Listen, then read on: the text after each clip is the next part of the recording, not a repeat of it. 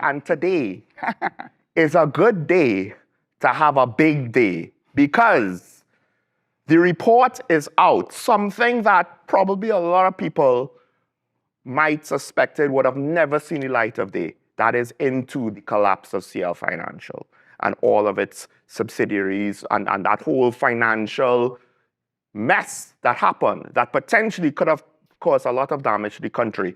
And someone who had to deal with that situation is with me here today. Someone who has had certain accusations leveled, right, about her conduct and her motivations of why certain decisions were made. However, potentially, if you are able to read through the 676 pages of the report, you might find certain arguments made in her favor. More importantly, now that the report is out, she has license to speak freely about certain things because the facts detailed in the report will back up her claims, and she finally gets a chance. She has been calling for this on Talking Point, I think, for at least a couple of years now. The day is here.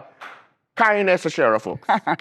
Yes, I have been calling for it for a number of years, and no, I never saw it. No, I did not know what it had. But I felt confident enough that based on the way the commission was conducted, Peter Carter, who was the Queen's Counsel, I don't think he had much confidence in me at the beginning, but certainly from his line of questioning, I felt that he felt that about me. I had dealt with the HCU before that, and I didn't get any criticism for how I handled the HCU. And so I wanted to be able to speak out because, you know, this is what I told Sean before, and I'm going to say now, I told Sean I want to be able to let it all hang out because that is one of the problems I have had. When this issue arose way back in 2010, so all that the Attorney General, who was the Attorney General when I was there actually, he did look over the MOU. They said it was in the report, they wrongly said it was Bridget Anniston George, but she had been, well, asked, I don't know how you want to put it, but he had been brought back from London. So when the MOU was finally prepared, drafted, it was sent to him. In any event, part of the reason I wanted the report was because a lot of the missing pieces, and there were lots of missing pieces in my version or what I wrote in the witness statement. But when I read, I said, oh, that is why. So this is what happened then. Oh, that was what was going on behind in the scenes, and that is why. So you're going to hear a lot of that.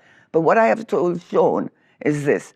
When that story emerged, I can recall that for every single day, the 3 daily newspapers, I was on the front page for 5 days straight on every newspaper about CIB and taking out my money.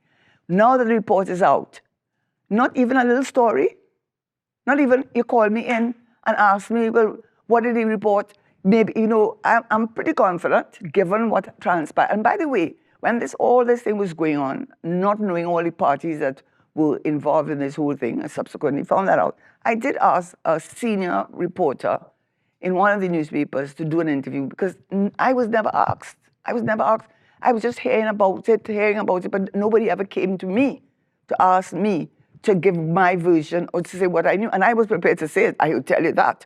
And the reporter just said, never, no one contacted me. And so what I find very strange, that now that this report has come out, and it's still important, Proman is being affected by that. The sale of CL Financial, the shares to Proman, and Proman bought it back from CL Financial, which is under the government. The Trinity Mall liquidator issue, that was in the papers within the last 2 weeks. So you can't say that it's not important. You spent 5 days, all newspapers had me on their front page. You couldn't call me up. Mrs. Tesheira, now that the report has been handed in, we have had an opportunity to read it. So you couldn't ask me? It's as if it never even happened. So this show is important to me, as it has always been, by the way. WESN has always taken that stand. I've always respected them, and I've said it before. And I'm going to have asked that this interview be put on Facebook, because if the media won't do it for me, then I will have to do it for myself. So coming to the point, the 2 main points. One, that I took out my money. I knew there was a run on CIB. I took out my money. And the second point that has been made is I was conflicted. The conflict arose because I had shares in CL Financial, which I inherited from my husband. I never bought it, but I inherited it when he passed away in 2004. And that I wanted to protect those shares. So to protect those shares, I would do anything that I could to make sure that CL Financial came out on top, because I wanted to ensure that I would benefit from that. So those are the two arguments that I understood I personally, as the Minister of Finance, had to deal with. The thing I want to mention is that Alpha Raymond, yes, I have to mention him, because for some reason he found me of extraordinary interest to him. Maybe a corruption buster, whatever, but he has a blog. So I won't, anything I say that he has said is what he has written. So anything is going to be what I have taken from what he has written. And I want to address it because, you know, it's time that now that, as Shona said, the report is out, I can talk. I couldn't do that before. So let's start.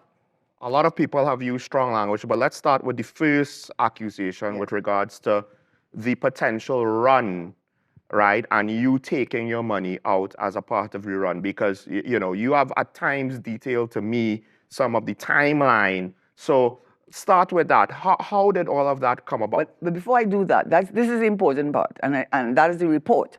So I was so elated when I saw this. I said, I rang family members. I said, you see, the Coleman, they believed what I said. This is what is done. It's divided up into about over 700 pages.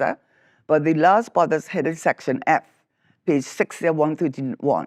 They talk about me having a meeting, faxing to me on the 14th of January, a copy of Dupre's letter of January 13th. But this is what I wanted to say, because why the newspapers couldn't write this or ask me about it? According to evidence, which this commission accepts, she had no previous knowledge of CL financial problems. Okay? Before the 14th. She had the 14th. In the meantime, Central Bank had on the 14th of January 2009 faxed to the Minister of Finance, that's F92, Karen Nunez Tesheira, a copy of Mr. Dupre's letter of 13th of January to the governor. According to her evidence, because that's when we had that meeting, which this commission accepts, she had no previous knowledge of CLF's financial problems. And CLF is the holding company of which CIB is one of their companies. They have said that. That Commission of Enquiry was not set up by me, you know. It was by the People's Partnership. They were not going, they're the ones that hired Coleman, you know. They're the ones that hired Peter Carter. They are the ones who put in their whole set of lawyers. Nobody was there looking out for my interests. And as I already said, I demitted office in 2010. I went back to teaching at the Faculty of Law. I had nothing to do with anything. I had no influence at all on anything. I had never seen the report. I wanted to see it. And I will have to thank the Prime Minister, Kamala Persad, who kept her word, that she did. She said that she was going, I had given up hope, actually. And so when someone called me and said, well, you know what I'm calling you about? I said, no, I don't. But I didn't say anything, actually. I said nothing. I said, well, I'm ringing you about the report. What report? The CL Financial Report. I was so shocked.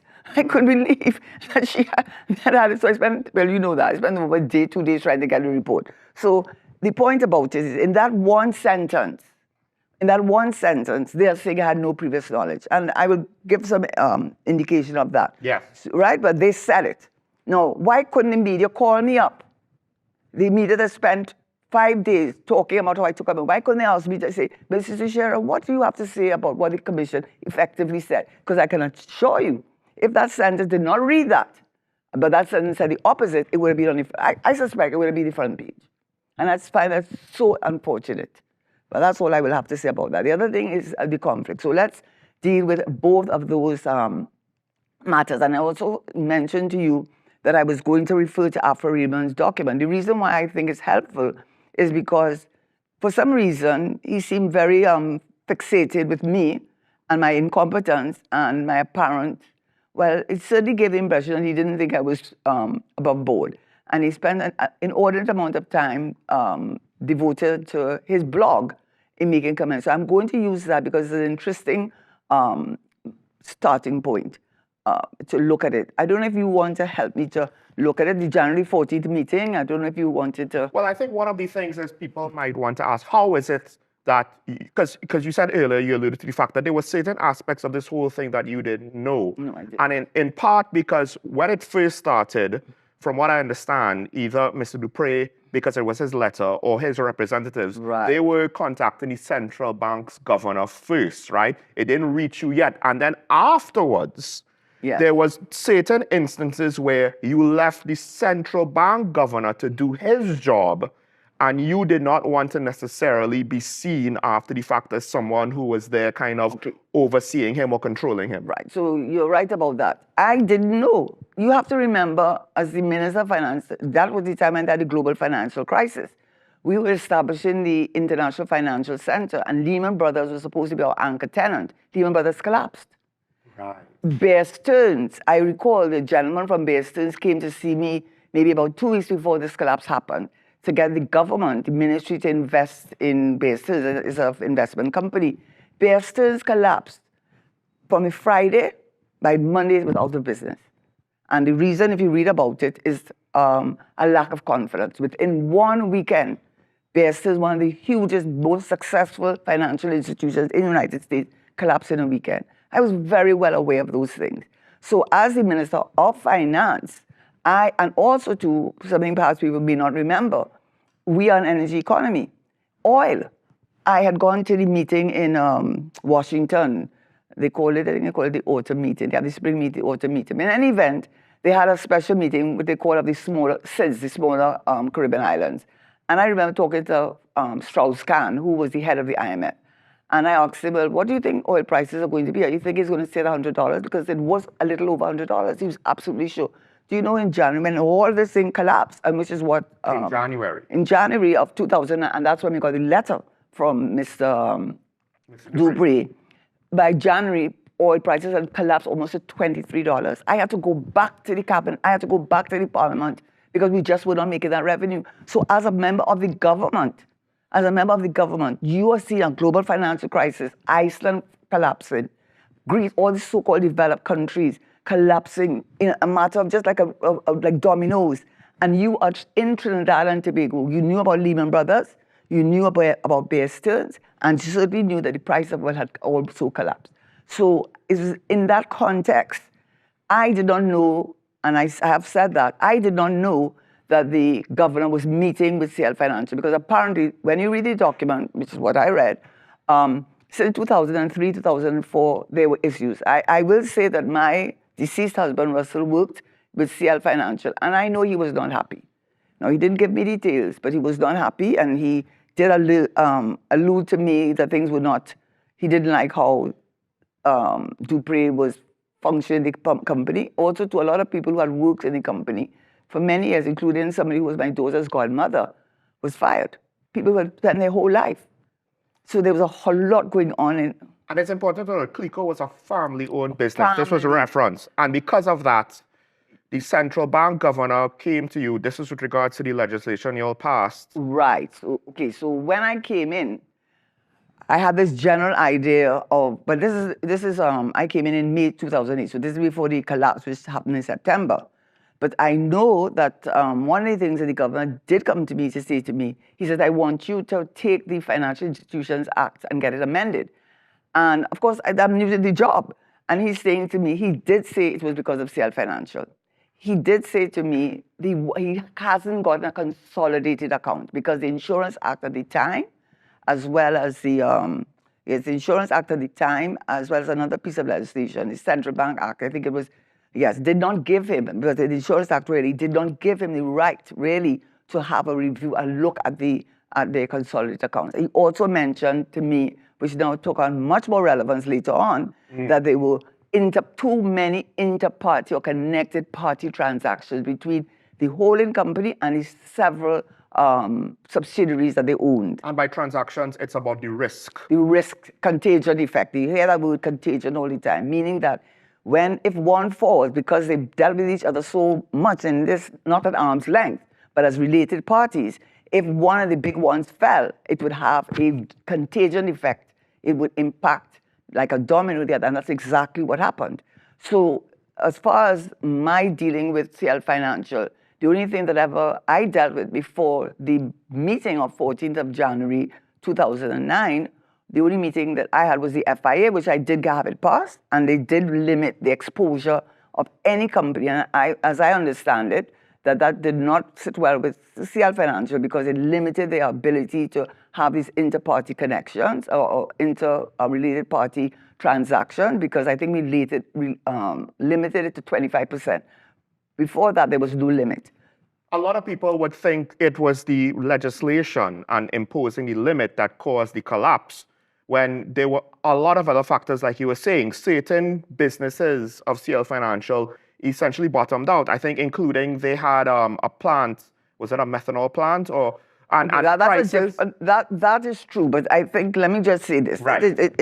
It's a number of factors, but if you were to ask me, and if you read the report, yes, it is detailed. And all it does is that it really supports or confirms a lot of information that I had put in my statement and that I was not aware of. For example, so you ask me what would have been the major factors. The major factor, I believe, was that what they call the INCs, that CLICO Investment Bank had developed, in which billions of dollars of state, of taxpayers, of government funds were invested in what they call INCs, which are investment note certificates. And let me just get to that. And when that collapsed, because when you read the report, and it said it more than once, and this comes from the Commission, they really were not concerned about CLICO at the time, They were more concerned about CIB, and they were concerned about CIB because of the INCs. What had happened, NGC, NIB, Unit Trust, all the huge and successful state companies had invested in this investment note certificate, which, by the way, I never even heard of until the 14th of January. But apparently, they had invested in this INC, which was short-term financial vehicles, with huge interest rates. And I suppose it was what was going on with the global financial crisis, what they probably heard about what was going on with, whatever the reasons were, when they were about to mature, most of them were about to mature early in 2009, they said to CIB that they were not reinvested. That was billions of dollars. And because it was billions of dollars, if they did not reinvest, then what would happen because of a related party between CIB and CLICO, then it would fall on CLICO. So it started there, and it started with the INC. One was over $3 billion worth of money. Just one. Just one. But for the record, before we move on to that though, because you were pointing to you were not aware of anything to do with CLICO. You had other things on your plate until the central bank governor came to you on January 14th. Yeah. Your money was out before that.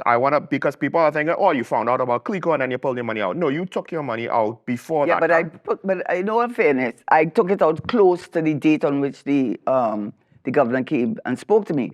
But what I will say is, the governor had not said anything, not a word, and in fact, he had not said a word to me. The permanent secretary, who sat on Unit Trust as a director, she had not said a word to me. I don't think even the Prime Minister, I don't think the Prime Minister knew anything. But I can tell you, no one had said anything to me. I was dealing with the property tax. I was dealing with the International Financial Center. I was dealing with the collapse of our revenue position.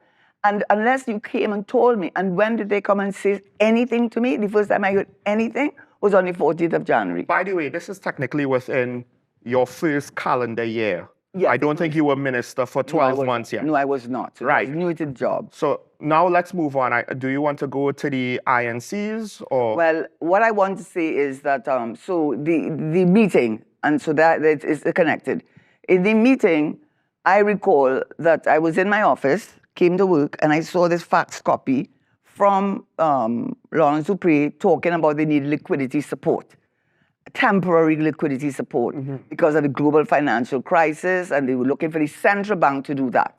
Central bank, by the way, couldn't do it because I think they are the lender of last resort. It ended up having to be the government, which is how we became involved directly. But in any event, I saw the letter. I didn't know what to make of the letter. I said, oh, that's strange. I went to the Policy Formulation Committee meeting, which is why I remember the date as being a Wednesday. And the governor did look at me and he said, did you see the letter? And I said, yes, because, well, I don't know. I just said, yes. He said, well, I do think he looked a little puzzled. And he said to me, well, I need to speak to you and the Prime Minister. So myself, the Prime Minister, the Permanent Secretary, which Alison Lewis, and the governor, so at least I'm calling names, came in this small room. There was a small room where the Prime Minister kept. And that is when the governor said that talked about the INCs. And why the INCs? Because apparently what had happened, and this is where Afra Raymond, I have to quote Afra Raymond on this, because that is what started the whole ball ruling. What had happened was that CLICO Investment Bank was the bank that developed the INCs. And the INCs had been bought by many of the state enterprises in the billions of dollars. And the INCs had then informed, this is what the governor told us, said they would not reinvest in. And the CIB executives got very concerned because they said if the government did not reinvest in the INCs, CLICO Investment Bank would collapse, because that was what was keeping it afloat. That was what was keeping CIB afloat. I knew nothing. I asked the governor, there's Alison Lewis, you can ask, she was a former permanent secretary. I asked the governor, what are INCs? He said the investment note certificates, and he explained what they were. So I want to say this, and so to read into why it started there. And I'm going to read this from Afra Raymond. Afra Raymond, and he has a blog. And in June 2017, I'm quoting what he said, and so I will answer the question on INCs. He said, the first and hugest mystery for me is how did Karen Nunez become our country's Minister of Finance, given that she did not have any specific financial training or background. More telling yet was that as minister, she was effectively senior to Mariano Brown, who is eminently qualified and experienced in accounting and finance. In fact, he has repeatedly stated that he was sent out of the country on official business when the crucial meetings took place. And then he went on to say that Brown said that he was never took part in any of the negotiations with CLICO or CL Financial, that he was out of the country. And he said he emphasized that the bailout was always the province of the Minister of Finance and the governor of the central bank, and had no part in those decisions. And then he said, this is the last part. Afra Raymond again queried in the same article, this is quoting from him, for starters, it's even clear before that former Minister of Finance, Karen Nunez Tesheira, had serious questions to answer in relation to his central role in this bailout. Given that financial training and experience form no part of her profile, one could only wonder what prompted Manning to appoint Nunez Tesheira to that position. And I will add, not you, Mariano. Now, that is a very... I mean, that is, and maybe we will... God. When it is all said and done, we can put more light onto that, because... And let me say why. I am going to give the answer, not giving the answer. Right. So I said, well, you know why? Maybe he had a conflict of interest. And maybe the government was trying to protect Mr. Brown. And what was his conflict? He's the one that started CLICO Investment Bank in 2004. He was the one that developed the investment note certificate. He was the one in charge of state enterprises. He was the one that, and he was also a former treasurer of the PNM. And so when go ahead. He was in charge of state enterprises, meaning the decisions on the investment into the INCs by those enterprises was technically under him. Absolutely. So he made the company, he made the entity, he made the financial instrument, and then he was the one to decide, potentially, or at least he would have been far more in control than you, with regards to the decision, and he had the knowledge with regards to the decision not to reinvest the government, to take the government's money out. Absolutely. And the thing about his state, and I did not give him that portfolio, the Prime Minister gave him that. And I remember at the very beginning, when he was given that portfolio, I met with him and the Deputy Permanent Secretary. And one of the concerns was that they didn't have a proper, reporting system from the various state enterprises to the ministry. So we developed a manual where either permanent secretary, a deputy permanent secretary, or senior ministry official would attend any of the meetings of these huge state enterprises, bring back and do their own minutes so that we would know what was going on. So I am not saying that he knew, but I am saying that that is where the conflict of interest would have arisen, and that is why potentially. Yes, yeah, that is where it would have arisen. And to answer the question, if he knew, as the person responsible for state enterprises, if he knew that this was happening, he never ever told me. If he knew, he never told me. He's there. You can ask him. So because and let me finish that. So when I heard about the INCs, I am not going to say who the person is.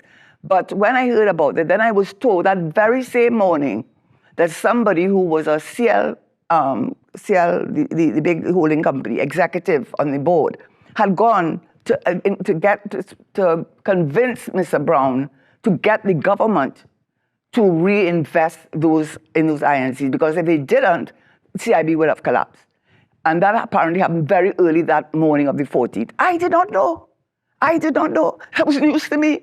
I turned, the PS, you can ask her. She was in the room. She's still there. She could answer the question. And I said to the Prime Minister, I said, well, I don't know anything about this. And then he called Mr. Brown in the room. And he asked him, is that so? He said, yes.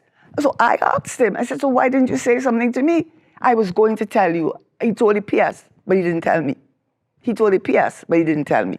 So at that point in time, which is from the 14th, so at that point in time, I learned for the first time that the INCs were the cause keeping this CIB afloat, and the government was saying that it was not going to reinvest. There were 3 months, I understand, and they were not going to reinvest because I guess their concerns about CIB over the years and then the global financial crisis. And so the Prime Minister told me on that same day, I want you to meet with CL financial executives. All of that is in the report. So I'm not saying anything you can't read in the report. It's all there in the report. It just puts together what I am saying, and now you're seeing, yes, it's making sense. And he never told me what to do. He never said, I want you to do X, Y, and Z. He just said, meet with them and hear what they have to see. So that was on a Friday. And do you know what they came to ask for? Mm-hmm. And it's in that meeting that that Mr. Dupree had the day after he signed the MOU. They asked for unsecured loan. I wanted to know if something had to be wrong with them. So for the benefit of those who might not understand, explain. Unsecured, they wanted the government to give them this money without any backing, without any collateral. They had huge, according to what they had said in the letter. The letter said how much billions. In fact, when you read the report, it says 101 billion US dollars. They had 62 companies. They were in Republic Bank. They owned 51% of Republic Bank. Majority of shareholding in Republic, and the largest local bank in the country. They own called Fire. They own Trinity Mall. They own Long Circular Mall. They owned CLICO. They owned, you name it, they owned it. Okay? And they had methanol. They had CLICO Energy, which was a major, between CL Financial and CL, they owned a significant part of Proman. Okay? Which is the huge downstream industry. The major, I think they have over 14 companies there, industries there. So they were huge. And I said, there's no way I am taking taxpayers' dollars to back a loan. If you want the loan, and I did not make a commitment, but I did say that if you're going to get the loan, you're going to have to back it up with unencumbered security. And what I meant by that is you couldn't give me a security which had high debt on it, because then it would have no value, right? So what you'd be giving me is worth nothing. So I had to have quality and liquid assets that were worthwhile. And it made sense to us at the time, because as you will learn later on, methanol, the government just bought, this current government, it was in the papers 2 days ago, that the Proman bought back those shares that Mr. Dupree tried to sell in breach of the MOU, which I also got a lot of criticism for, 150 million US dollars they settled. That is why that matter is not going to the Privy Council, because they have reached some sort of settlement with Proman, and they have paid 150 million US to CL Financial, which is essentially the government. I just want to ask, did they even offer any sort of justification as to why they thought they should get loans without offering collateral? Because that seems crazy to me. Well, I think, and you'll see the letter, he did say that. He said he wanted temporary liquidity support. He used those words, right? I think they felt they had good enough connections with the government because they were huge. They were huge. I mean, they were just very big, too big to fail, you might want to see, right? I feel they felt they were too big. I also felt that they knew we had a lot to lose. Because as the government, if CLICO or CL Financial went under, if there was a run, I mean, the government, of which I was a member, it was going to virtually collapse under our feet. It was going to, so they knew we had a lot to lose. The economy? Yes, yeah, but the economy, and therefore the general economy. The economy would have collapsed. Not just the shareholders, not just the people who have money in CLICO, but it could have had an effect across the financial system. Absolutely, because from the time people who would have heard that, the Republic Bank would have a line. By the time they heard that CLICO would have a line, by the time CLICO had a line, Qualify would have a line, it would have collapsed like dominoes. And they knew that. They knew that they had a bargaining chip. And for some reason, they believed that they could come to us, and that is what the letter says. The January 13th letter asks for a line of credit. And if you have any doubt that is what they were coming for, and which they did not get, I said, no, you've got to give us some assets, and you've got to give us assets that are worthwhile. Now, when you read the report, you will also see that one of the biggest problems, which is, again, a criticism that had been made, why didn't you get interest? If you read the report, which supports what I am saying, you are dealing. I certainly did not know about what was going on within CL Financial. I didn't understand the scope of CL Financial, what percentage of the GDP they represented, huge percentage. And so they knew that we were in a very serious situation as a government, so we couldn't afford to have a collapse of CL Financial. And so they were playing a game with us. That's how I looked at it, because they could never tell you, and if you read the report, you're going to see it over and over and over again, that you could not get them. The meetings when we met with them, outside of the meetings, asking them, what assets do you have that are available? What assets do you have that are unencumbered? We wanted assets that had value, because if you wanted the government to bail you out in billions of dollars, we also, go ahead. But no, I didn't want to interrupt you. But I just thought about it, because apparently, I believe the 13th of January, according to this timeline here, American Congress approved the American Recovery and Reinvestment Act of 2009. I mean, the Freddie Mac or Fannie Mae.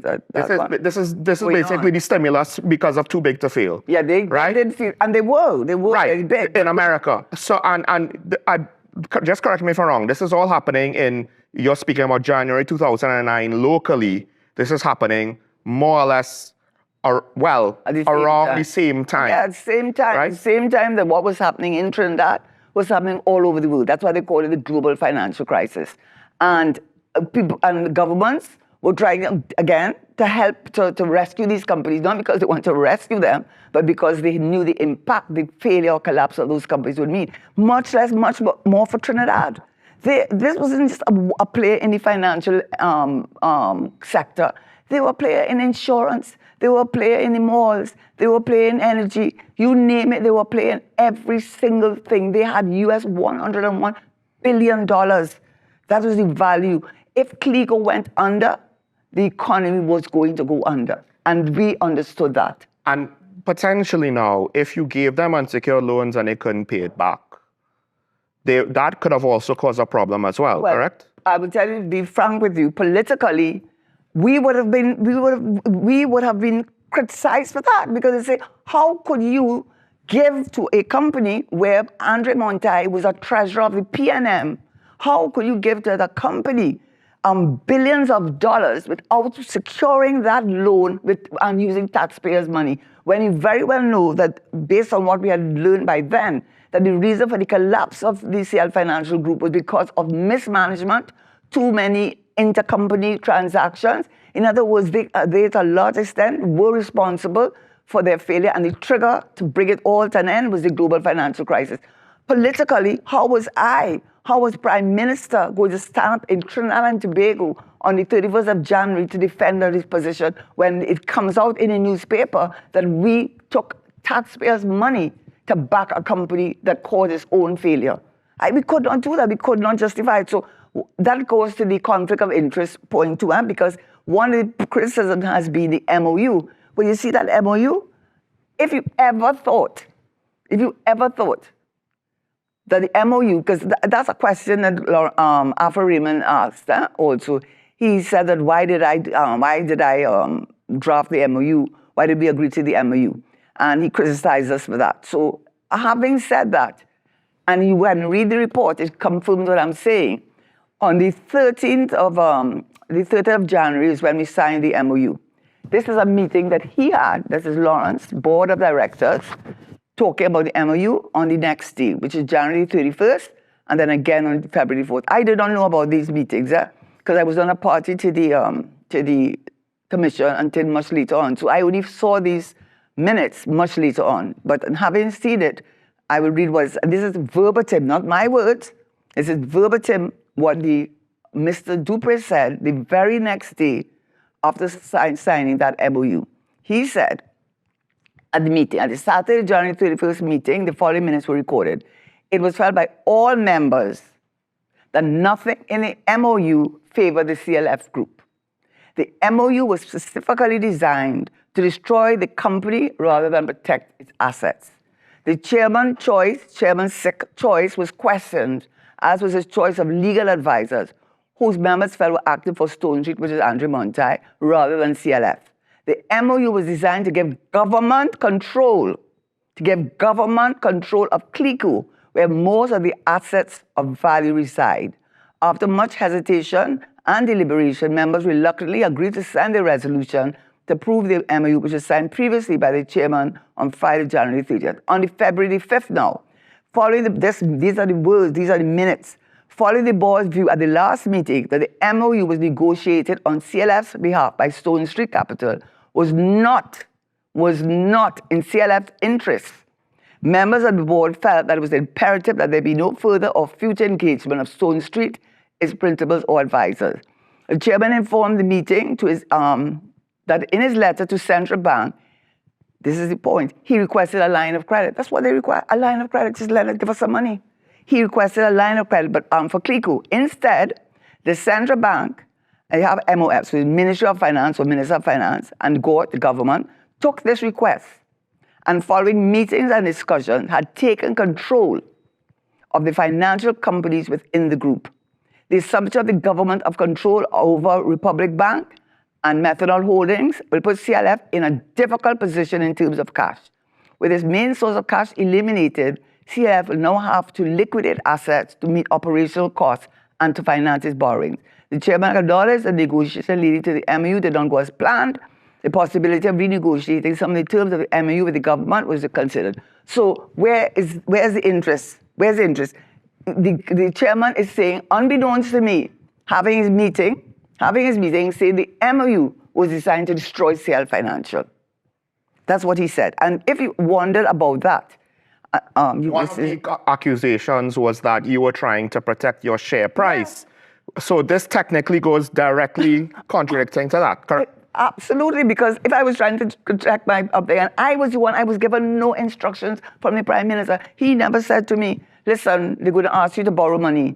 Okay, we give them X amount. When I went in there and they wanted to be unsecured, I did not know what they were going to say to me. They know who they were who went to that meeting. I think the permanent secretary or the governor was at the meeting. I've always had somebody like that at any meeting I had with any of these people. And they came to me thinking they were going to get a line of credit. And I just was so shocked that they thought that the government by that time was going to take taxpayers' money and back CL Financial. Absolutely not. Because the flip side is, I find it kind of interesting that they're saying, oh, this was meant to destroy CL Financial. But potentially, they were watching their own demise anyway. So part of me wonders, to what extent did they feel entitled for their status quo to be maintained at the cost of taxpayers? We never wanted to destroy CL Financial. The thinking was, and it's also said in the report, is this. CL Financial owned the methanol. That's energy. Energy always has dips in its value. So it also owned tremendous valuable real estate. They also owned Angostura. So we were pretty confident that global financial crisis, once they had gotten over that hill or that challenge, global challenge, that the methanol prices would go back up, which they did.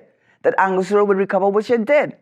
That the real estate they had in, I think in Florida, I'm not too sure if they did recover that, but certainly the Angostura and methanol, they own 51% of ProMan. So we felt that it was a win-win situation. We were going to protect the economy, which that was my first responsibility. I was not a CEO of any CLF company. Okay, I was in the government.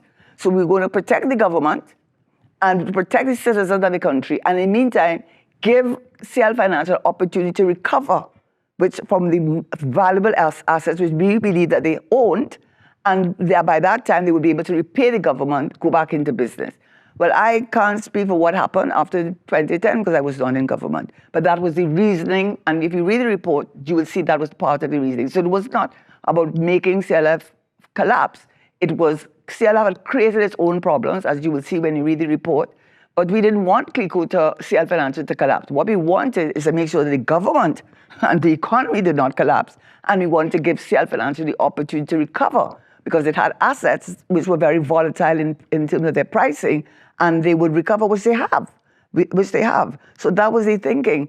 But coming back, so the MOU that that was signed by myself, and by the way, again, easy to check. This is what amazes me. The media had every opportunity to check if what I was saying was accurate. It was so easy for them to check it. When we did the MOU, the only input I had directly was to make sure that CLF gave the government assets to back its loan. That is one thing I was sure about. That was on the meeting on Friday, and that was my input.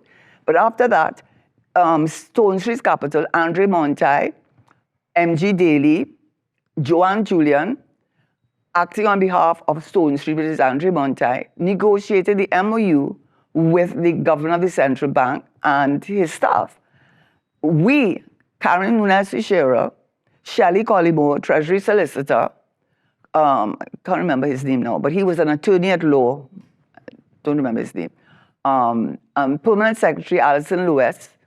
Anyway, a number of us were in the Ministry of Finance whilst they were negotiating, which by that time now, we knew that time was of the essence, because we knew by that time that certain members of the media had gotten wind that something was going wrong. And so we wanted to make sure that they did it as quickly as possible. So they did draft the MOU, brought it up to us, and when they brought it up to us, that whole team in the ministry, we all looked at it. The advisor, the attorney at law, who was also giving advice, and the only change that I recall making was that it was not going to be signed by the governor, and that came from, anyway, and the reason was that the government was the paymaster. It was not the central bank. And therefore, if the government was going to be the one to pay the money out, then somebody on behalf of the government should sign that MOU. So that was the only change that I recall was made to that MOU. The MOU was sent back to the central bank. I guess they cleaned it up, sent it back to us. The permanent secretary did say to me, Minister, before you go signing that, send it to the Attorney General. The Attorney General was John Jeremy, not Richard Anisette, because he had come in by then. We sent the MOU to the Attorney General for his approval. It came back to us, he approved it, and then that's when it was ready to sign. So that's how that thing, and you can always check. Not only do you have the report, I call the names of the people. I'm not afraid to call the names because those are the people who were there. And you can ask them. You can ask them what happened. Did I go down to the central bank? Did I instruct the governor? Did I instruct Stone Street Capital? Absolutely not. The only thing that I definitely had input in, that they had to pay back the government and they had to secure that loan. That was what I was sure about.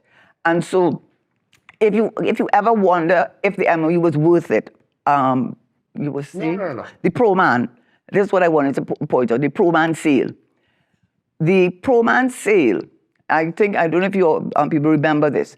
The MOU, one of the things that it required was that the CL Financial will give us a schedule of assets that it held, the value of those assets, which ones were encumbered or not, and the value of the encumbrance. Because if you had an asset that's worth 20 million, but you have debt on that asset of 25 million, it's worth less to us, right? So we are lending you money. We're going to be lending you money against an asset that has no value. So and also that any sale of any of those assets that they had in that list, they were to get the approval of the government. That was clause 20, I believe, of the MOU. Well, what did Mr. Dupré do? He signed this agreement on January 30th, and by February the 4th, I believe, he had gotten in touch with Pro-Man, Cassidy, and because they have a court of appeal decision on it anyhow. Yes. And so it details all that went on. And by the way, I was a witness in the hearing, in the High Court hearing, on behalf of the government in that matter. So what he did, behind the back of the government, in breach of the MOU, he went and he agreed with Cassidy to sell CLF and CLICO, which also they were holding those shares in trust for CL Financial, to totaling 37 and 14%, 51%, which gave them the right of to sell and sell to Proman first. Proman had the first bid on those shares, and they sold it for $46.5 million US, which was said to be at a gross undervalue. Now, I already read to you what CL Financial said about that MOU. They said the MOU absolutely destroyed CL Financial and that it had put them in a position that clearly was not in the interest of CL Financial. But also the court. When that matter went to the court, because we took them to court, that is the government, CL Financial, took Proman to court to set aside that sale, because they said that sale was done in breach of the MOU. The MOU required CL Financial, the chairman, to let the government know what assets they had and to get the approval of the government before he sold any of those assets, which he did not do. And he did go to the court. And this is what I'm looking for it. This is what the court said. So he went to the High Court, and the government won, and then it went to the Court of Appeal. It was challenged at the Court of Appeal. And when it went to the Court of Appeal, I'm looking for the actual, because I want to use the actual quotation. I don't even want to use my words as to what the court said. The Court of Appeal, in any way, confirmed the decision of the High Court, said that the sale would be set aside, and they said words to the effect, were it not that for the MOU, Lawrence Dupree could have done what he wanted. It was the MOU that prevented him from selling those shares to Proman, and for that sale to be set aside because it was breached the provisions of the MOU. And I'm looking for the exact words that they used, but they blamed it. Because those shares were part of the collateral. Huh?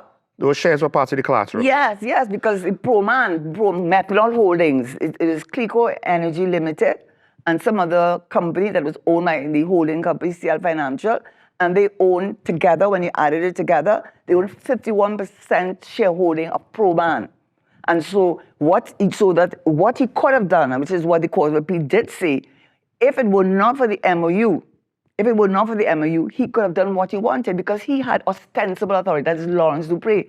Because when you also read the report, you're going to read that Lawrence ran the rules, and they did what he said. He had the authority. He was not only executive chairman, they used the word autocratic when Lawrence said to do this, and that is why the board was also blamed. That is why they had that shareholders agreement, and they set up that special board in June, because of the fact that it was clear that Lawrence was able to do what he wanted. Mr. Dupree could do what he wanted because he ran the company. If he wanted to get a high, and he was very generous. If you wanted a better salary, if you wanted better terms and conditions, you did not go against Lawrence Dupree. So Lawrence Dupree, and they actually say so in the report that when that issue with Proman took place, we found out about it afterwards. Somebody came and said to me, Lawrence Dupree has sold Proman. I said, what?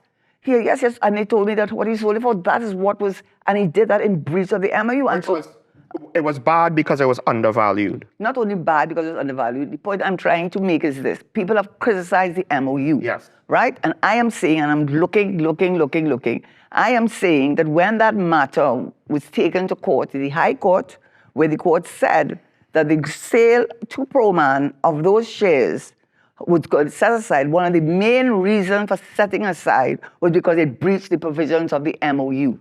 When it went to the Court of Appeal, the Court of Appeal affirmed or confirmed what the lower High Court had said, and specifically said, which I am not finding, specifically said, were it not for the MOU, Lawrence Dupree could have done what he wanted because he was used to doing what he wanted.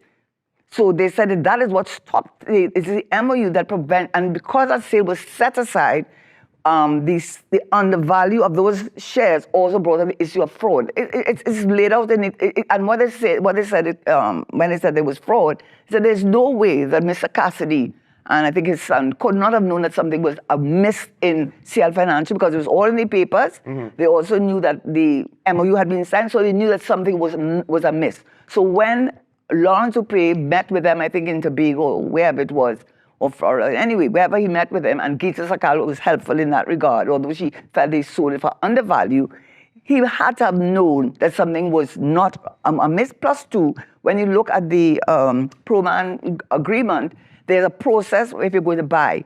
You have to go through a valuation thing. That would take a week or two. Then you go through different processes. You did this in a matter of 2 days. So the facts themselves said that that this is what the Court of Appeal has said. The facts themselves showed, unlike the High Court said, yes, it's setting aside because it breached the MOU, but they didn't say there was fraud. When it went to the Court of Appeal upheld the High Court decision to set aside the agreement so that CL Financial will have to pay back to Proman the $46.5 million and they'll get back their shares in Proman. But they said when they looked at the facts, there's no way that Mr. Joseph Cassidy, I think is his name, could not have known that something was amiss with that sale, not only because there was a growth undervalue, but the circumstances surrounding its sale.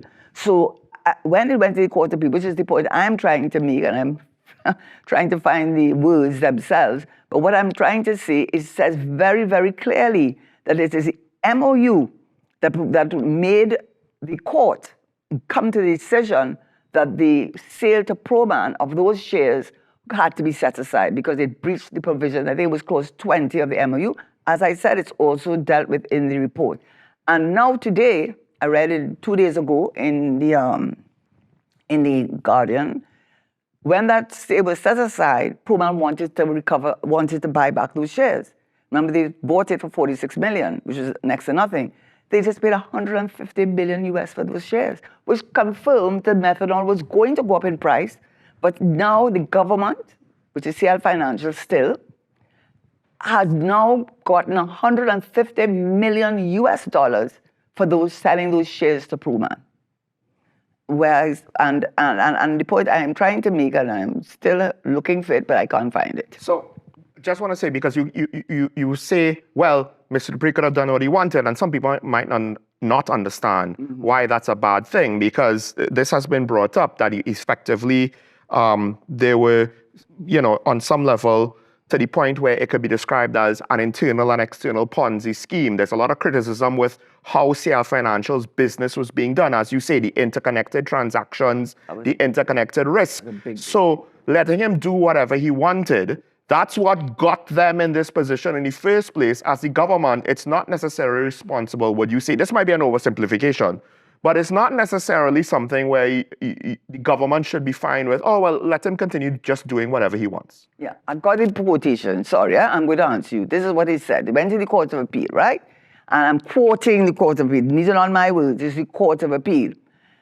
Quote, that it seems clear that Dupree, prior to the MOU and the matters raised therein and the intervention of the government, had extensive powers to the extent that Proman could legitimately rely on his say-so alone to represent the will and action of CLF and its subsidiaries. Right.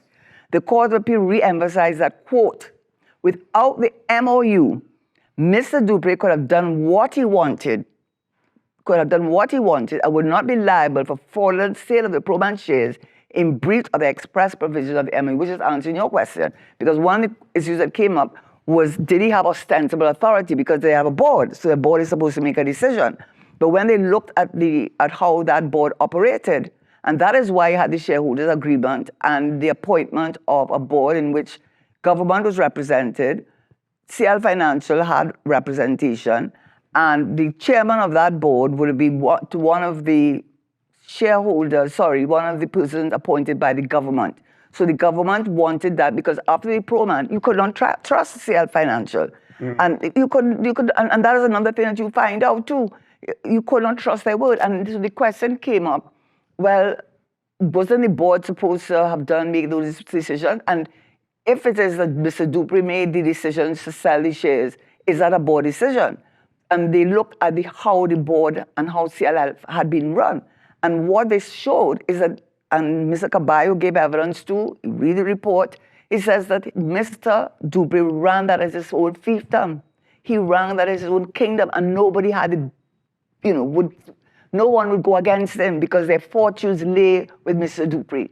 So that is one of the reasons when you read the report, they were very critical of that board because their board has a fiduciary duty to the shareholders and to depositors. And facts were coming, and they were not happy with things that were going on, but they said nothing. Or they did nothing, I should say that. They did nothing. Right, that was something I wanted to ask you because it's not just that it went against the interests essentially of the country of Trinidad and Tobago, which provided them with financial assistance. Exactly. It also potentially goes against the interests of the shareholders themselves, because he's just making decisions based on, well, we don't necessarily know exactly why he wanted it this way. They did say, well, okay. They did say that that's what came out. When you read the report, also on the 22nd of January, the governor of the central bank drafted a memorandum saying what he thinks the course of action we should take.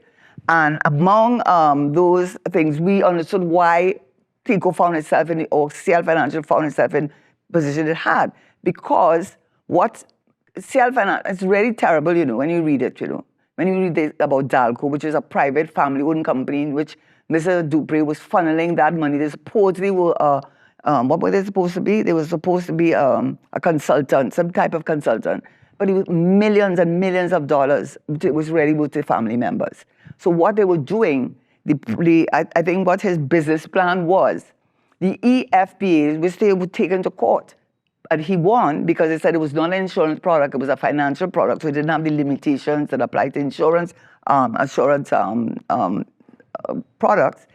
The EFPA carried tremendous interest.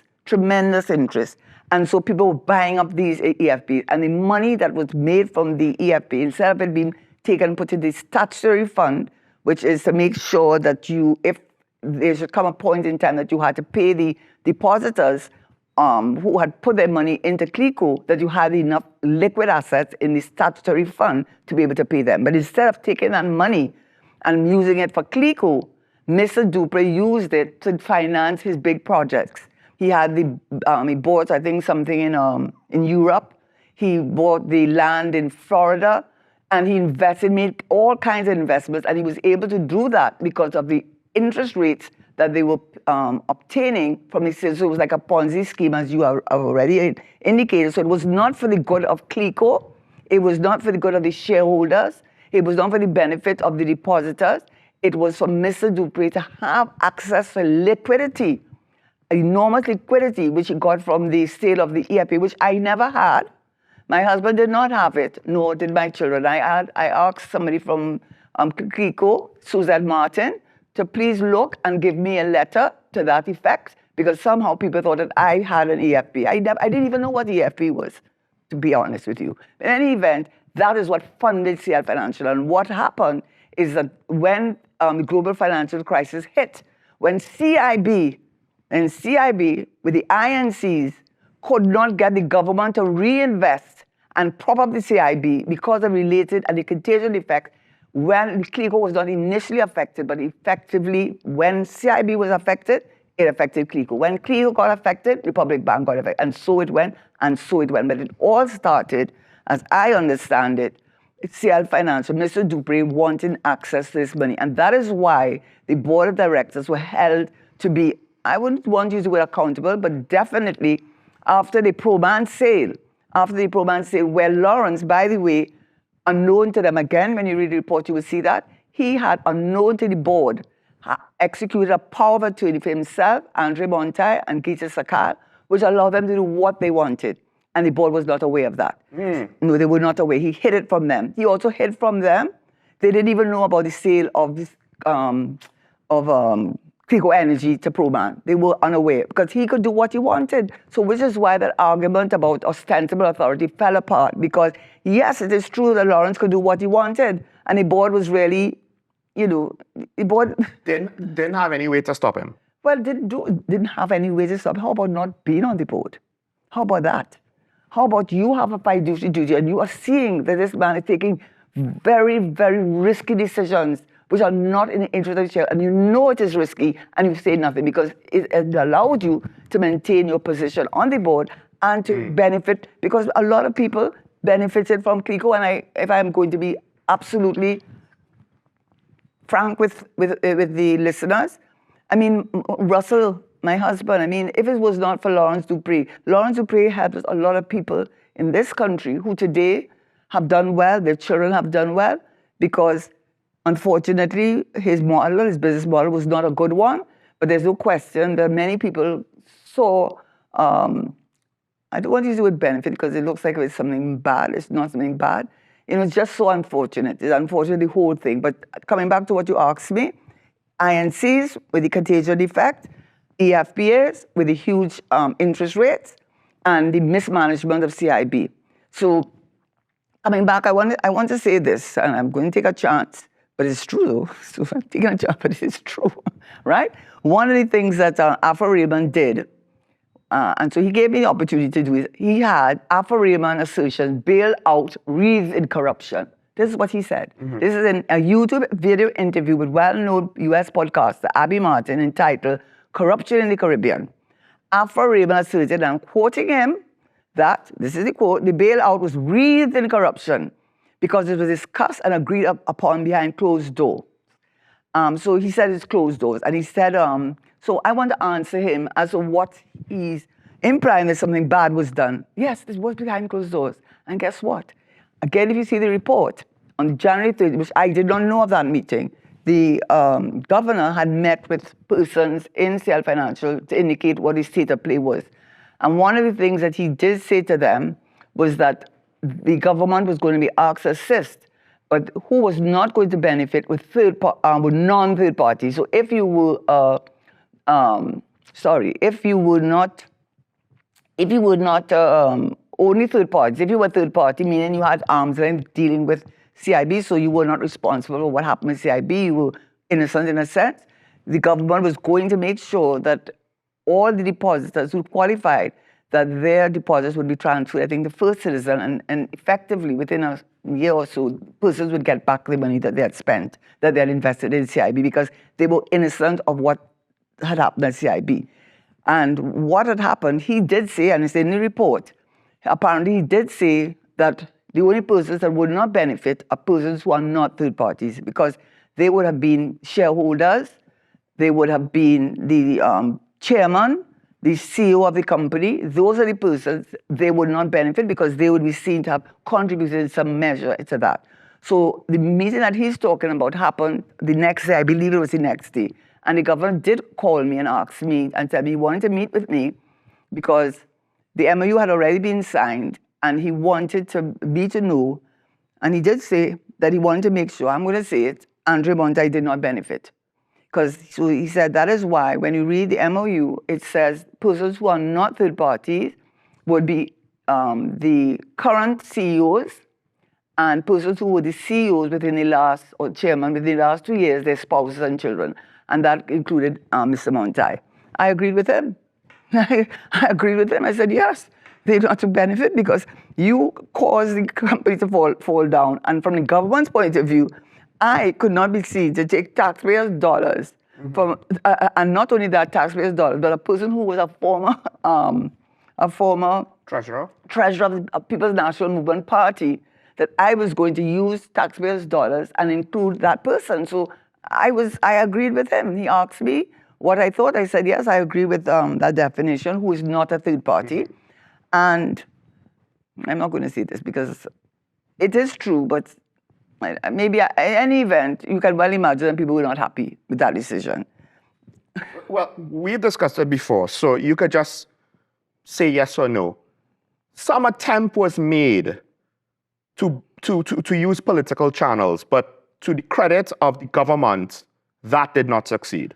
Not only the credit of the government, I have to say, because I was approached and I was asked early in the morning. I said, there's no way I'm helping. No way. I said, no way. Don't you see what's happening in America?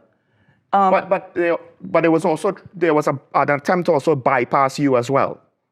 And that also did not go through. I don't think they tried to bypass me. I do not think they tried to bypass me. I think that I think many people, and I understand that, would have thought because I came from law school, because I wasn't in the business community, maybe gender had something to do with it, whatever the reasons are, I think that I was perceived, and wrongly so, to just be like a rubber stamping decision. Right.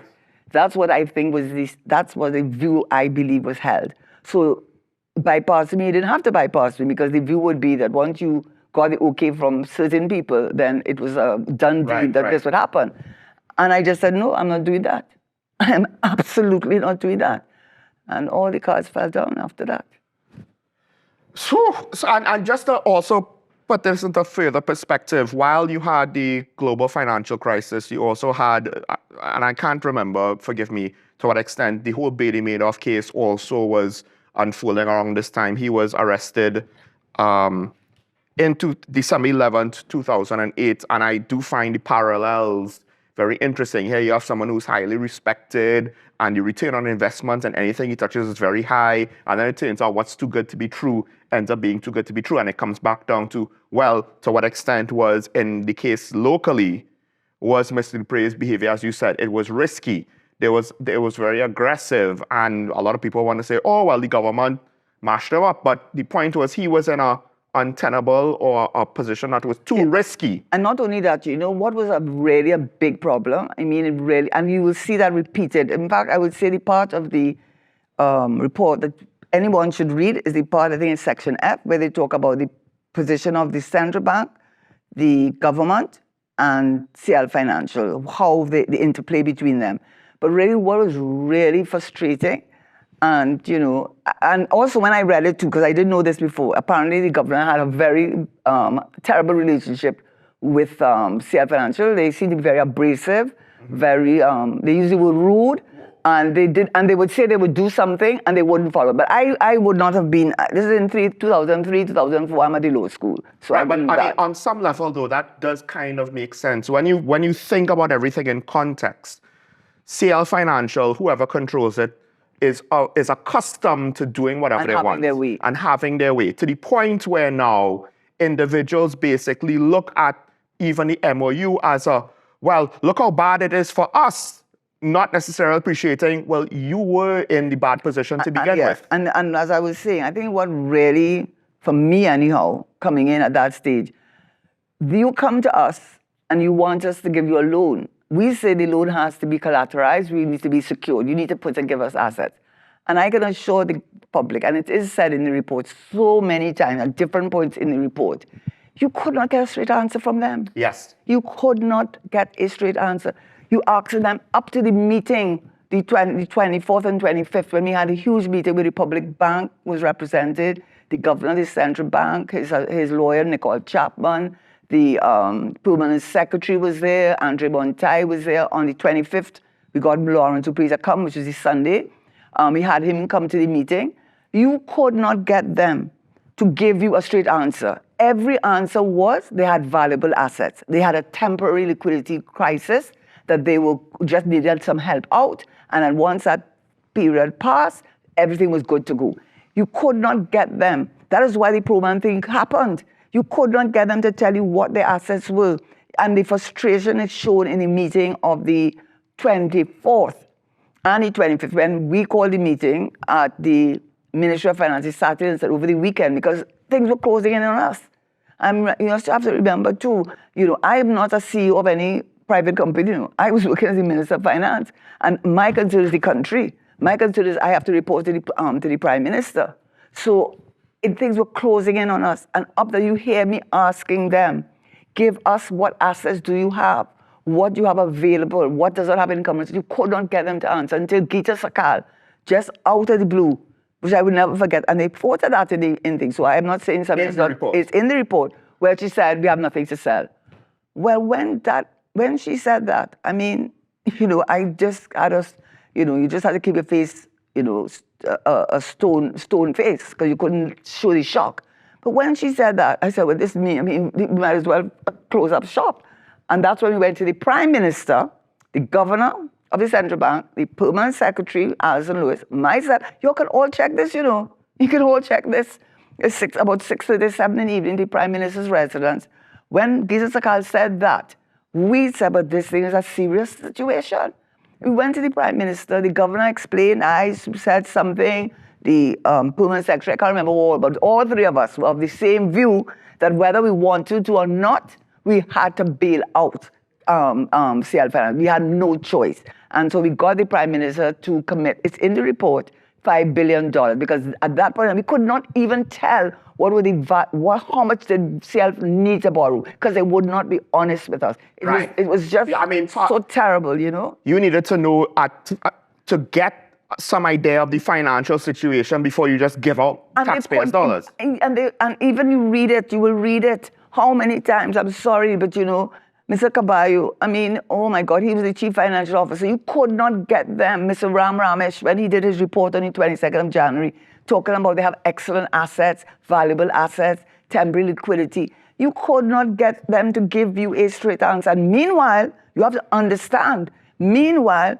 you know it is just a matter of time before, though it's a little Trinidad and Tobago, before it gets news that the Republic Bank is going to go under, CLICO is going to go under, and so you are working against the clock. Because they were interconnected. Everything. So it could have affected Republic Bank far more than what ended up happening to Republic Bank. Absolutely. I think people might think in hindsight, oh, Republic Bank ended up fine, but it wasn't guaranteed to be fine. All right, there's a bit more to say before we close up. We are running out of time, but we do have Dick Martin on the line. Good to see. Yes, yeah, a lot of what I had to say. There's still more to say, hopefully, but Dick Martin first. Caller, good morning, you're on the air. Caller, you're on the air. Good morning. Okay, well, yeah, the caller might be gone, but there's still something that I want to get to. So first of all, just to recap, CLICO, according to the reports, right, made a series of risky decisions and set up a situation where there was too much interconnected risk amongst their various assets, which basically caused the risk to be magnified or multiplied across the spectrum, right? That put a significant portion of the country's economy at stake. One of the questions was, why was Minister in the Ministry of Finance, Marina Brown, not more included? Well, in part because he set up CLICO Investment Bank, which was one of the institutions central to this whole decision. He was also, to some extent, potentially overseeing, or at least he had line authority where the decision was made not to reinvest money, and that contributed. Knowledge of that. He had right? knowledge. He had knowledge, right? Sorry. Presumed, yes, I knowledge. Presumed knowledge, right? But the point was, that's why there's justification for him not being directly involved, because then it seems as though, you know, someone who can be perceived by the public to being involved is now also now on the CLICO side, and that's why now being involved on the government side. That is why he was not at meetings, because that's something that Afro-Ribbon raised, why he was not at meetings. It protect him, because he was too closely seen to be connected with CLICO Investment Bank. And the history. Exactly. He was too closely seen to be connected to them, so it was for his own interest that he was not made a party to the meetings that we had. Yes, there's another part with Afro-Ribbon that I want to ask you further, but we have Digger Martin back. Digger Martin, good morning, you're on the air. Good morning, good morning. Morning. Sean, and a very good morning to the honorable former Finance Minister, Mrs. Nunez. Sorry. Thank you for standing your ground. Sorry, we need to. I need to. You're not assaulting me, huh? Hold on a moment. I didn't realize. Right, good. Because I think we have basically on this program called for it. Now, there is an article, October 12th, 2012, where the commissioner, Mr. Coleman, big you up, after you do it, big you up, and he chided 3 ministers, Brown, Enel, and Danny Montano. Danny Montano was, they all 3 failed to come before the commissioner. Connell basically had all the information on the report with respect to money laundering. Danny Montano did not want the HCU inquiry, and we know Mr. Brown basically had some background into banking in Barbados and Trinidad. My question to you, we had an inquiry. Corrective action and prevention action would have been deliverables.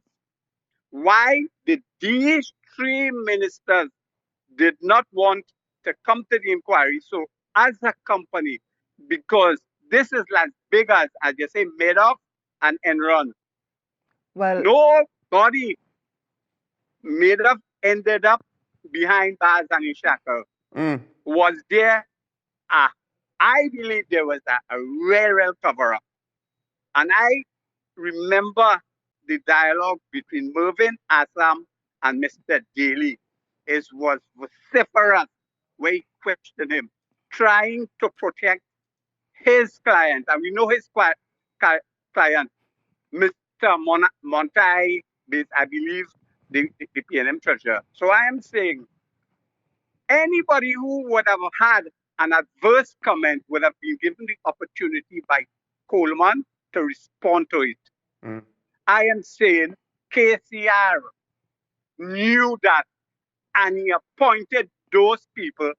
And within the Attorney General office, he made sure there were people who knew the conspiracy, the fraud, to basically prevent it from coming into the public.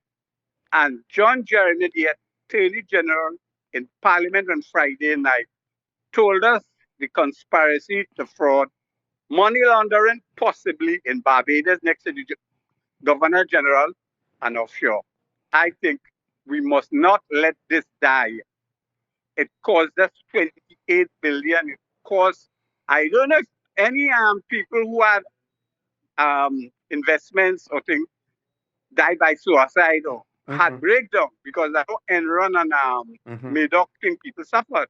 But I think if we don't get this right, we will continue to have those sort corrective action. And I'm hoping, Karen, I know you write a book on ethics, you went back to teaching. One of them is the head of IOB. I hope he doesn't have a course, ECE 101 or Law 101. How to do fraud and get away with it. Go on, have a nice one. Okay, so I'll answer your question directly. In the report at the end, he has to make recommendations. That is the chairman, commissioner, and what he did say was he dealt with exactly what you are speaking about, which is the Commission of Enquiry Act 1896. It goes back all the way back then. And he spoke about the fact that many people did not give evidence, although they were asked to approach to do that. And he says part of the reason is the consequences, the penalties so minor. What can you do? You don't have the power of contempt.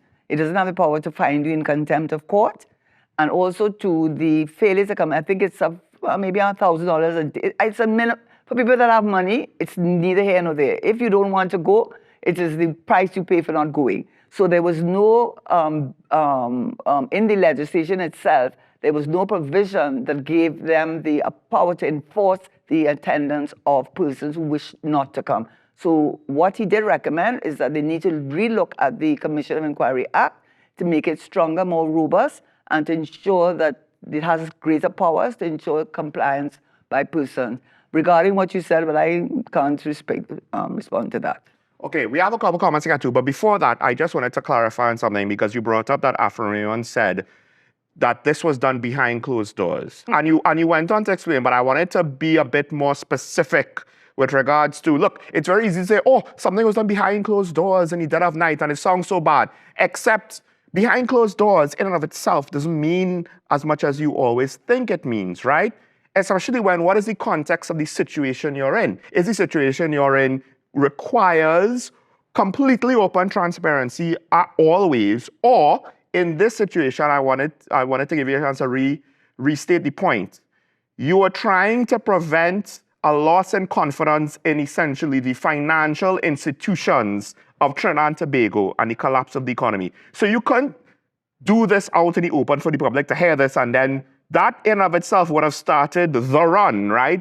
That was the whole point. You didn't want this to, when in part because you yourself are trying to figure out exactly what is the tangled web of whatever mess CLICO found itself in. You don't want the public to have a knee-jerk reaction to that before you could even do anything. I think in relation to Mr. Riemann, I don't know what his reason was, but he seemed to think of himself as a corruption buster.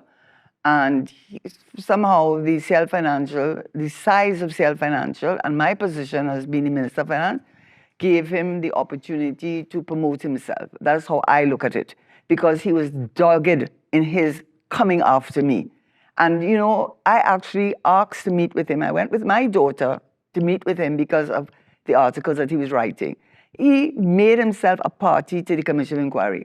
So much of what he put out there, he easily could have asked me, and easily could have confirmed what I said because there were always other people involved, whether it was a permanent secretary, whether it was a technical advisor to the government. It was very easy for him to find out. Is she speaking the truth when so on? It was easy, but he was not interested in that. And in fact, that thing with Abby Martin is somebody who I don't think their motive was a good one.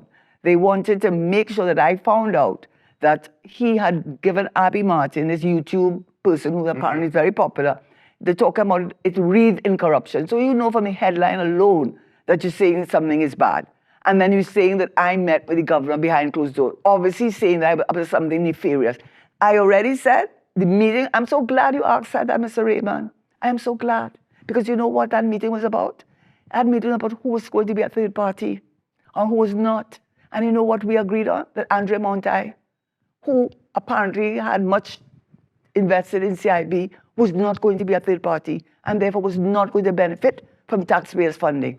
That was what that wreathed in corruption. That was behind. And if you had asked me, why didn't you ask me? Why didn't you? I think because apparently the report, they could have found it out. Why couldn't you have asked me? Wreathed in corruption, behind closed doors. What you want the government to come out in public and ask me, so what do you think, Minister? You think we should, who you think should be third party? You want us to have that discussion there? Why do you think everybody is corrupt, Mr. Raymond? That's called projection, you know. There's something called projection. Yes, because there's a view that people have that you could never have been doing the right thing. You could never be doing the right thing for the right reason. You have to be, and I understand politicians have earned that. They have earned a reputation. But a lot of what you did, and after you met with me and my daughter on the weekend, and I came and I asked to meet with you, and I was willing to answer any questions, you nevertheless felt it important to be seen as a corruption buster, to say, breathe in corruption. What corruption are you talking about? And furthermore, why are you putting it on me? Do you know what you are talking about? You don't even know what you're talking about. The MOU that you had, you quoted in your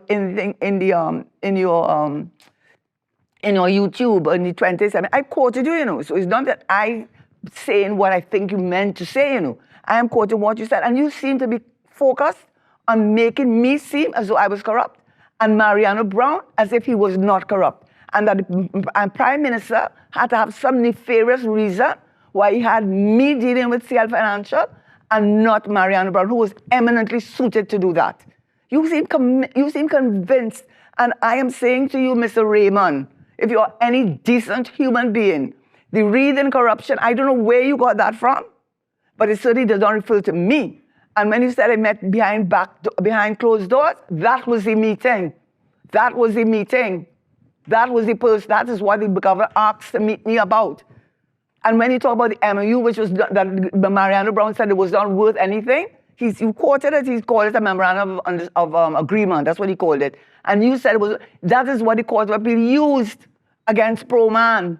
That is what the Lawrence Dupre, when he had the meeting on January 31st, referred to that MOU that you said was worthless. And you were made a party. You were made a party. And by the way, you do not know this because I didn't tell you. The reason I found out all of this was when I became a party. And by the way, I was not made a party just like that, you know. I asked to be a party. Of the Commission of Enquiry. You know why? All I will say is this. Just as how the gentleman just called and said how many people did not go to the commission. Exactly. Right. I understood from very persons who were well placed, said to me, Karen, are you a member of that Commission of Enquiry? I was in Barbados teaching at the time. I said, no, I'm not. He said, I think you should ask her. I said, because I think they wanted to look as though you're hostile or you don't want to be, because you don't want to pay. When they say a part of, as someone giving testimony, yes, a party. Not as someone conducting the investigation. No, a party to the thing, right? And they did tell me, one or two people told me, and I said, you know what, that's true, because they tried to do that with me with the HCU. The HCU, I understood that, and I think, anyway, the HCU, I understood that were not making me a party. They were not making me a party, and they were going to send a police officer to my home to serve me with documents, to subpoena me to give evidence in HCU. Which, by the way, Coleman, if you read the HCU report, he thanked me for coming forward to HCU. So I had that experience already. So when these persons who I think were well placed to give me that advice, it was the Friday, I was going back to Barbados, and I told my son, look, stop at the commission at Richmond Street. I think that's where they were. I wrote a letter to Judith Gonzalez, the secretary, saying that I find it really rather strange. I can't remember exact words, that I was a critical part of that whole CL Financial, and I have not been joined as a party. I am writing you to say that I am willing to be a party to this commission. I went up to see Miss Gonzalez, and when I went to her, it was a Friday, I think it was a Friday, I said, listen, I have a letter here, I'm asking to be made a party because I don't understand why I have not been joined as a party. And she looked surprised, and she said, oh, no, we're going to join you on Monday. Well, I didn't really believe that, to tell you the truth. But I said, okay. The fact of the matter, the police officer would have taken my name, so they knew I had come there. So why am I coming to the commission? And then I had to read now that they had to make me a party. I saw all the persons who made parties to the thing, and she sent an email which was sent to everybody. And the tone of that email was that they had to make me a party, as if it didn't say that I didn't want to be, but it gave the impression that, well, it didn't seem as though I was unwilling, reluctant. That was the tone. But she should not have written that, She should not have written that. Because you know what I said?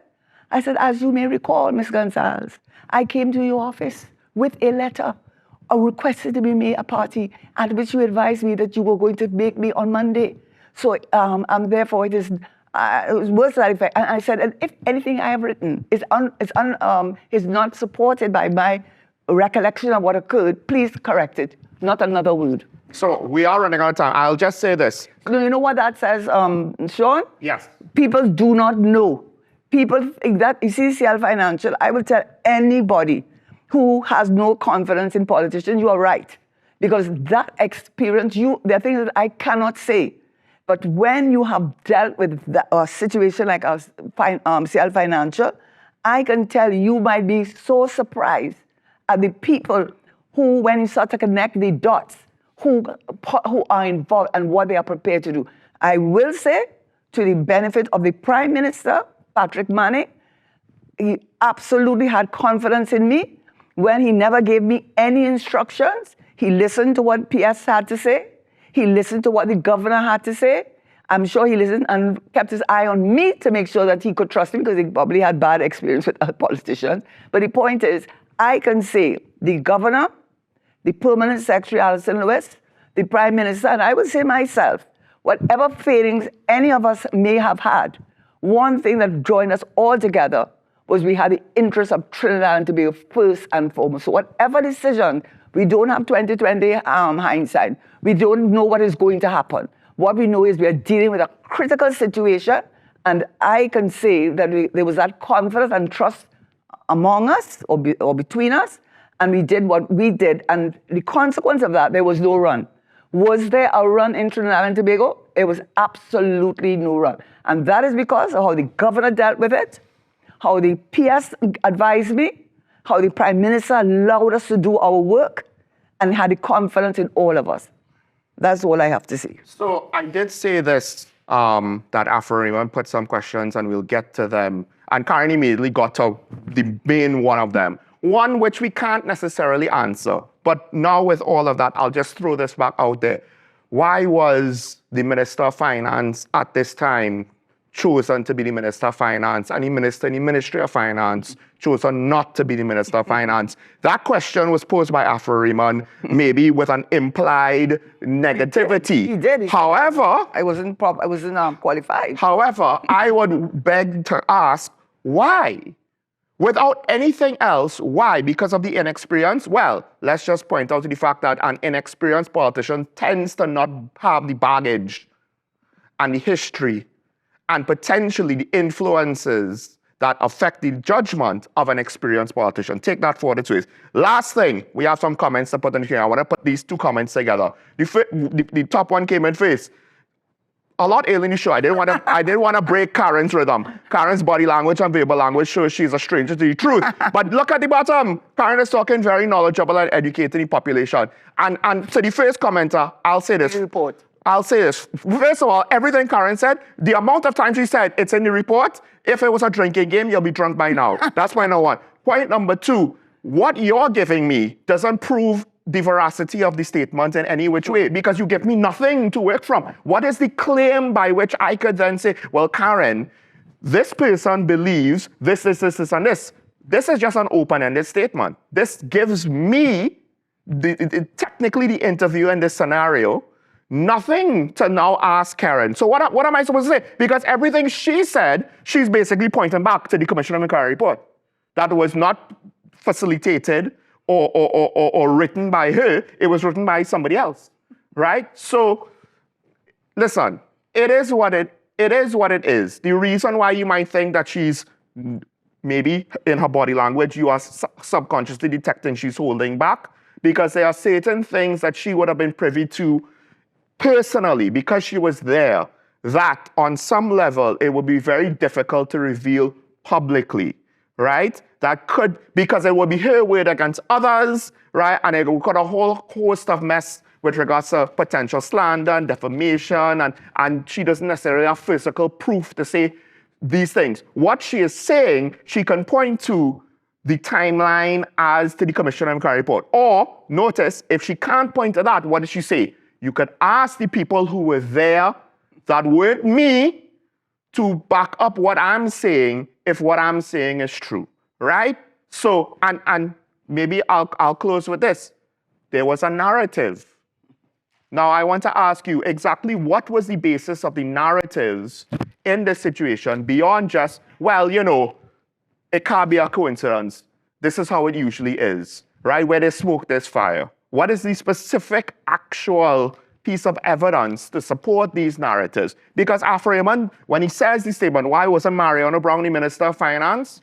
Well, I get it, he's qualified, but is that it? Because it works to the benefit of the government that he was not the Minister of Finance, given his history with CLICO, right? Let's just throw that out there. And then you need to ask, maybe Mr. Manning had his reasons. What were those reasons? I cannot say, because I am not Mr. Manning, and unfortunately, he is no longer with us. But let's just put those things in context, because one of the things we didn't say is, it says in the report, Karen, and maybe this is where we need to end, that essentially it backs up your decision-making process and what you said. Oh, yeah, they did say that. They said that they said, and she was right. They said that my concern about what was going on with CL Financial was it was going to have a serious impact on the economy, and they said the word, she's right. But you read the report. Don't look at my language, verbal or otherwise. There's a document, read the document, and then you can come to your own conclusion. All right, thanks to the caller, thanks to the commenters. I know this was a long show, but this was a show that, listen, we had to give Karen the time to ventilate, and one could argue perhaps there might be certain things that she didn't get to in detail, or maybe if you have questions in the future, that's fine, but on some level, the report is there, so I would at least ask if people have their suspicions and their questions or whatever, to some extent, don't just assume things anymore, and right? I'm doing this on Facebook, by the way. I'm putting this thing on Facebook. Yes, we will be, I believe we will be putting this on our social media platforms, this interview specifically, right? In its entirety, hopefully, that I believe that it needs to be up there. And we've done that in the past. We definitely are going to start back doing that with this interview. If Karen wants it as well to put on any platform that she wants, you could also send it to her. But it's going to be available, so you could watch this back. The episode will also be available as usual, but we're going to specifically cut this out, although this is most of the episode anyway, so that for prosperity, you could do a direct search and directly get to this entire conversation. And again, if we're out of time, if anyone has any questions in the future, if anyone has any counterclaims they want to present, that's fine, you know. We welcome everybody. You could come here, call in, have your own interview, come on the day, Karen is here if you want. It's all fine. It's all fine, right? I love that. Listen, we are open to anything. You want a debate? Let's have a debate. Notice how a lot of people, we don't really have a lot of debates. I wonder why. A lot of people shy away from that. Folks, this is talking about the WESND Content Capital. Thank you, Karen, for joining me once again and being willing to bring this conversation here. And this is something Karen wanted to do for a long time, and I'm very happy she waited for the Commission of Enquiry so she didn't have to do it alone. With that said, have a good day. Remember your allegiance to the Republic and to each other. It's nice to be nice. Keep those things in mind when we try to move forward in this country. These are the things that we have to learn from, the lessons That's why remember our allegiances to each other. Stay safe. We will see you. I will see you tomorrow. Bye-bye.